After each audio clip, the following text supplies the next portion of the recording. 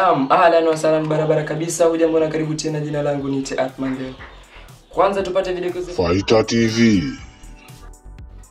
Naam, wanafunzi zaidi ya milioni 2.4 kote nchini walianza tathmini yao ya mtihani rasmi siku ya Jumatano ya tarehe 27 mwezi wa 10 mwaka 2025.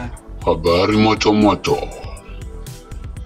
Tupate habari zaidi kwa mwanahabari wetu Ravin. Na wanafunzi zaidi ya milioni 2.4 kote nchini walianza tathmini yao rasmi siku ya Jumatatu ya tarehe 27 mwezi wa 10 mwaka 2025.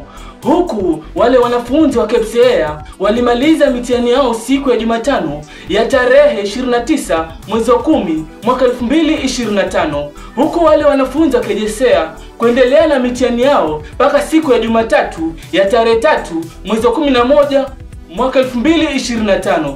Tunawatakia mitihani mema na yenye mafanikio.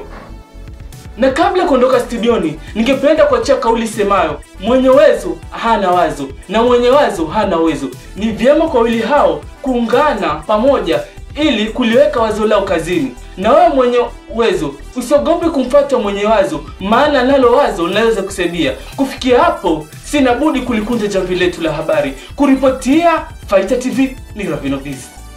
Naam, Waswahili wanasema ya kwamba hakuna refu lisilokuwa na mwisho. Sina budi kulikunja jamvi letu la habari na kutuweka studioni.